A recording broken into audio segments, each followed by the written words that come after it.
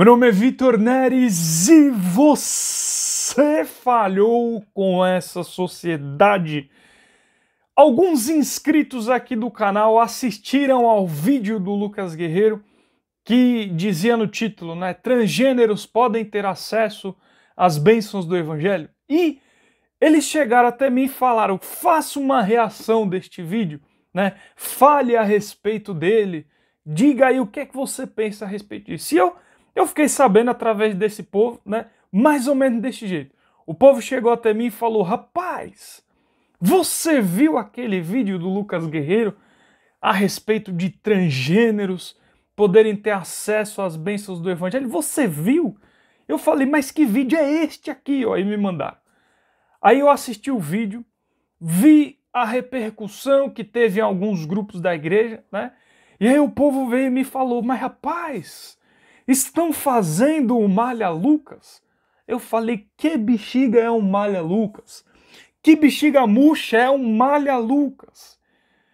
Aí eles falaram, é um Malha Lucas, nada mais é do que um Malha Judas, só que malhando Lucas. Eu falei, rapaz, não façam um negócio desse. Não faça um negócio desse, né? Então você vê que gravar vídeos, né, para alguns, que felizmente não é a maioria, né, do pessoal aí da igreja é complicado, bicho. O pessoal desce a madeira mesmo. Vocês viram aqui recentemente, né, eu falando a respeito disso, nos últimos vídeos, né, graças ao bom pai, que não são a maioria das pessoas, né, que faz esse tipo de coisa. Mas tudo bem, não vamos caminhar para esse lado, né? Antes da gente entrar no tema desse vídeo, verifique a inscrição no canal. Você veja isto aí, esta bexiga murcha. Vê se você já está inscrito. Para você que já fez, maravilha. Você pode respirar mais aliviado. Mas para você que ainda não verificou a sua inscrição, o faça agora, tá? Veja se você já ativou o sininho das notificações. Veja se você já tocou lá e colocou em todas, para você sempre receber as notificações do YouTube. É muito importante que você faça isso, tá? Deixe um comentário, eu quero saber o que é que você pensa a respeito desse tema, tá? E é isso. E não deixa de ir nos 3 pontinhos, caso você ainda não tenha feito. Se você já fez, ótimo. Mas se você ainda não fez, vá nos 3 pontinhos, coloque a melhor resolução possível, que eu vou ficar em tela cheia no modo selfie. Você vai parar de enxergar estas 2 faixas aqui. Porque eu quero persistir neste modo selfie de gravar, porque é o charme deste canal. Tá bom? Pois muito bem, maravilha. E não deixe de ir no grupo Victor Neres no Facebook, tá? Perfeito, pois muito bem, né? É óbvio e evidente que sim, os transgêneros, como qualquer pessoa, podem ter acesso às bênçãos do Evangelho. Eu acho que o Lucas fez muito bem em relatar essa parte, né? Os padrões do Pai Celestial, eles estão acima de qualquer padrão moral vigente no mundo, de qualquer padrão filosófico, científico, moral, temporário, enfim, judicial, qualquer um. Qualquer padrão está abaixo dos padrões do nosso Pai Celestial. Então, nosso Pai Celestial, ele é muito claro, qualquer pessoa pode vir até o Filho dele, né? Pode ir até Jesus Cristo e encontrar todas as bênçãos que o Evangelho pode proporcionar, certo? Então, isso é um fato. E o Evangelho, ele é para todos, isso é evidente, né? Então, que isso fique já pré-estabelecido aqui. O ponto é que é o seguinte, é fato também que a Igreja de Jesus Cristo não define, não apresenta, não mostra qual é a origem de pessoas sentirem atração por outras do mesmo sexo. É importante isso. Isso é fato. A igreja não fala, olha, pessoas sentem atração por outras do mesmo sexo por isso ou por aquilo, né? Isto é um dos fatos. Fiz algumas anotações aqui que eu não quero deixar de falar e não tem como você enxergar, principalmente a respeito dos transgêneros, né? Não tem como você enxergar essa situação por completo sem você analisar qual é a origem dessa questão de gêneros, de identidade de gênero, de transgêneros, né? Qual é a origem disso tudo? Aí lá vai vir aqueles cabas. Ah, mas você não é autoridade geral para falar deste assunto, né? Que nem fizeram aí com o Lucas também. Você não é autoridade geral para falar Eu vou fazer um vídeo só desse assunto. Porque, bicho, não tem sentido uma pessoa afirmar um negócio desse, tá? Então eu vou fazer um vídeo só por isso, mas por hora, se contente com essa resposta. Isso é uma besteira que você está falando, não existe isso, tá? Porque em aula se fala a respeito desse assunto, se o tema o exigir nas aulas da igreja, então como é que vai fazer? O professor não vai poder falar também? Vai ter que mandar uma autoridade geral lá de onde ele estiver para dar aula nas aulas? Então, é só você olhar a realidade como ela é, que você vê que essa argumentação ela não se sustenta, ela não resiste. Mas eu não vou me prolongar neste assunto, tá? Acho que por hora é isso, nesse sentido. Então, qual é a origem da questão de gênero, né? Da identidade de gênero, ou como alguns conhecem, da ideologia de gênero, né? A origem para muitos, para a grande maioria das pessoas que estudam essa questão, se dá em um sujeito chamado Robert Stoller, né? E ele começa com mais ênfase, né? De forma mais clara a respeito dessa questão de gênero na sua obra Sex and Gender, né? Que foi ali publicada em 1968. Então, como esses teóricos observam isso, né? Como eles apresentam essa teoria de gênero, a teoria da identidade de gênero, né? Ou seja, esse conceito, enfim, seja lá como você quiser definir, né? Então, o sexo são as características físicas, biológicas e morfológicas, né? Ou seja, se o macho, normalmente ele é caracterizado pelo gogó grande, pelos ombros largos, né? A estrutura óssea mais robusta, né? Normalmente é dessa maneira. O órgão sexual que ele tiver ali, se é pênis é do macho, se é vagina é da fêmea, certo? Então isso, né, o sexo são todas essas características físicas, biológicas e morfológicas. E o gênero, para esses teóricos, certo? São as construções sociais, né? Então, o que seria isso de uma maneira simples? Por exemplo, o que é ser homem em 2021? Como é um homem de 2021, né? Então imagine aí algum estereótipo de homem que você tem. Como era o homem no Nordeste, Caba da Peste, em 1930, né? Quais eram as características daquele homem ali, né? Então, vou deixar o seu imaginário trabalhar. Como era um homem no Japão antigo, por exemplo, que alguns homens usavam pó de arroz na cara, né? Batom, de certa forma, não sei qual era o nome, mas tinha uma característica diferente, né?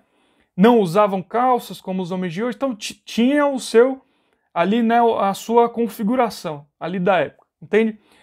Então, os teóricos de gênero deduziram que o gênero ele pode ser alterado, ele nada mais é do que uma construção social temporal, né? Então, o homem e a mulher, eles podem sofrer modificações conforme o tempo vai se passando, né? Só que como isso começa a se relacionar com a igreja desde o princípio, ainda que não fique claro para muitas pessoas, né? Então, como a igreja ela enxerga essa questão de gênero, tá? Olhando aqui as minhas anotações, primeiro, na família Proclamação ao Mundo, em A Família Proclamação ao Mundo, o significado pretendido do termo gênero é o sexo biológico ao nascer. Ou seja, a igreja ela enxerga o sexo e o gênero sendo a mesma coisa, certo? Sendo o mesmo ser. Isso não se distingue, né? Você não tem distinção entre o sexo e o gênero. Já na teoria de gênero, eles enxergam que isso é de forma separada, certo? Então, essa é a definição de a família, proclamação ao mundo. Então, é muito importante observar isso. Isso é posição oficial da igreja, escrita lá na proclamação, na família, proclamação ao mundo, certo? Isso você pode encontrar no aplicativo Biblioteca, né, da Igreja de Jesus Cristo. Mas eu vou deixar o link aqui na descrição para você acompanhar com calma. Dale Oaks também, um apóstolo, né, agora presidente, né, conselheiro da presidência da Igreja de Jesus Cristo, ele diz que o gênero é eterno no discurso A Verdade e o Plano. Também vou deixar aqui na descrição, certo? Então, essa é a definição da igreja, que a teoria de gênero já não é compatível. É um fato isto expresso, e esses são os fatos, essa é a realidade, tá? Lide com eles. As coisas, elas são assim. Eu estou apresentando as coisas como elas são. A realidade como ela é, a verdade como ela se apresenta, tá? A coisa, ela se dá desse jeito. Então tá. Esse é o ponto. Agora, observe, eu vou fazer algumas questões para a gente pensar a respeito desse tema, né? Então, a igreja já definiu como é o sexo e o gênero, certo? Você pode ter um testemunho disso, você não pode. Transgêneros ou seja, o que é o transgênero, né? Que ele está em um gênero e quer se modificar para outro gênero aí. Então, já temos aí a explicação de sexo e gênero, né? Então, dentro dessa parte do gênero, ele quer se transformar para outro gênero. A igreja ela já define tudo isso muito claramente. Mas, enxergue a questão da seguinte maneira. O evangelho, ele sempre vai nos contrariar. Por quê? Nós partimos da premissa de que somos imperfeitos e estamos buscando a perfeição. Então, todas as pessoas, elas vão ser observadas pela ótica do evangelho e vão estar devendo algo. Isso é condição de ser um ser humano, né? É condição de vir a essa terra e participar do plano do Pai Celestial, tá? Então, por que essa questão de gênero tem direito de tentar modificar aquilo que o Evangelho já deixou claro que é desse jeito, e questões, por exemplo, como um cara que bebe bebida alcoólica não tem esses mesmos direitos, né? Ou um cara que fuma ou que usa drogas ilícitas, né? Por que esse pessoal também não tem esses mesmos direitos de modificar o Evangelho, certo? Então, essa modificação, né, nesse sentido, partindo de uma teoria que foi criada no mundo, tá, para usar uma linguagem mais cristã, não se dão desse jeito. As coisas que acontecem, todos os movimentos, melhor usando essa palavra, qualquer movimento que a igreja faça, tem que partir de revelação de Deus, certo? Se você tem um testemunho do evangelho, as coisas são dessa maneira, tá? Isso não quer dizer que você não tenha que amar o bêbado, não tenha que amar o fumante, não tenha que amar o drogado, não tenha que amar quem se prostitui, não tenha que amar o transgênero. Então tá tudo no mesmo plano, tá tudo igual nesse aspecto. É claro que cada qual tem as suas dificuldades, tem as suas complexidades. Esse é o ponto, né? Então, eu prefiro definir a coisa nesses termos do que você, de alguma forma, deixar de falar a verdade como ela é, tá? É melhor fazer desse jeito porque você vai estar mostrando a realidade como ela é. E eu vejo que existe uma tendência entre as pessoas em, cara, eu não vou falar isso pra doer. É claro que você não vai ficar chegando nas pessoas não, peraí que eu vou lhe arranhar essa ferida aqui, ó, e vai ficar apertando a pessoa. Não é essa a questão. Mas a verdade, ela está estabelecida para todos. Todos nós temos fraquezas segundo a ótica que o Evangelho nos traz, né? As coisas elas se dão desse jeito. A dinâmica entre Evangelho e ensinamentos do mundo sempre vai ser essa. É uma premissa, somos imperfeitos, né? Agora, essa pressão das questões de gênero, cara, é um absurdo, é um absurdo. E assim, outra questão também, né? Por que essa tem que ser a definição definitiva e absoluta e não existe mais outro, né? O que eu me refiro? A identidade de gênero. Por que essa teoria tem que ser absoluta? Sabe? Eu vou ser bem sincero, talvez você lide com essa questão, né? Talvez você tenha pensado aí em passar para outro gênero, em ter uma relação homossexual. É para você que eu falo e para todos também, mas para você. Por que essa definição da identidade de gênero tem que ser a verdadeira e absoluta para todo sempre? Essa é outra questão importante, tá? Por que algo que só foi publicado em 1968 tem que ser a verdade absoluta para todas as eras de todos os tempos? Porque é o que está acontecendo.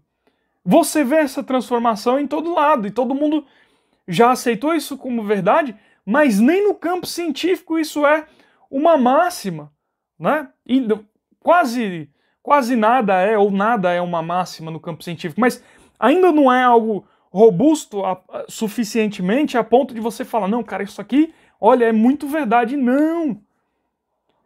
Nós vivemos eras e eras, né? Vivemos aí, você tem os relatos de livros históricos, você tem os relatos da Grécia, você tem os relatos do Egito. Sentir atração por pessoas do mesmo sexo não é uma novidade.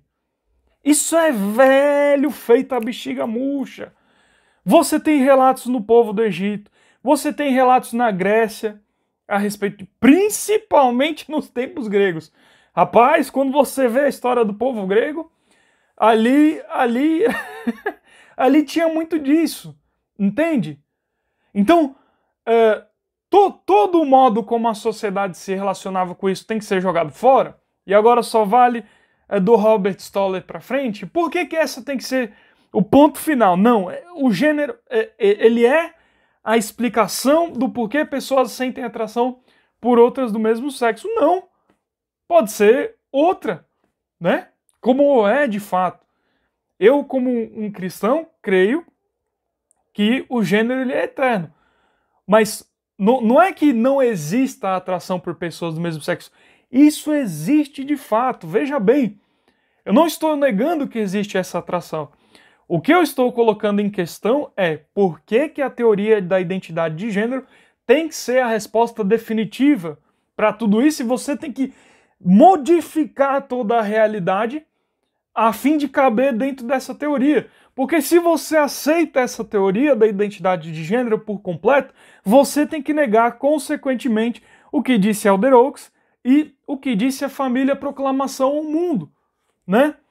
Ou o sexo e o gênero são distintos, são separados, ou eles são uma coisa só. Os dois não dá. Isso está expresso, entende? Aí fica com você. Mas, antes de tudo, tenha calma. Calma. Eu sei que esse mundo é muito confuso. Hoje, tem muita gente que tira proveito desse tema, né? Tem muita gente que não está nem aí pelo que as pessoas sentem ou não, só querem tirar proveito. Não só a respeito desse tema, mas de temas raciais, de temas de gênero, como a gente falou, feminismo e tudo mais. Então sempre tem alguém querendo tirar uma casquinha em cima dos sentimentos das pessoas, né?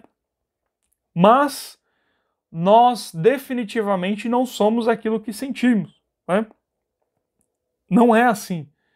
Se nós fôssemos tudo o que nós sentimos, né? Se nós fôssemos apenas uma construção social, Ponto. Então, rapaz, eu vou imaginar aqui que, olha, eu sou realmente, sei lá, enfim, sei lá, sou o Superman, né? Vou sair voando aqui agora, o bicho vai pegar, né?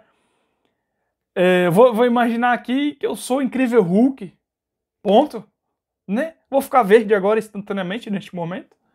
Então, o que nós sentimos definitivamente não nos define, não pode ser, tá? Única e exclusivamente sentimentos. Então, é isso.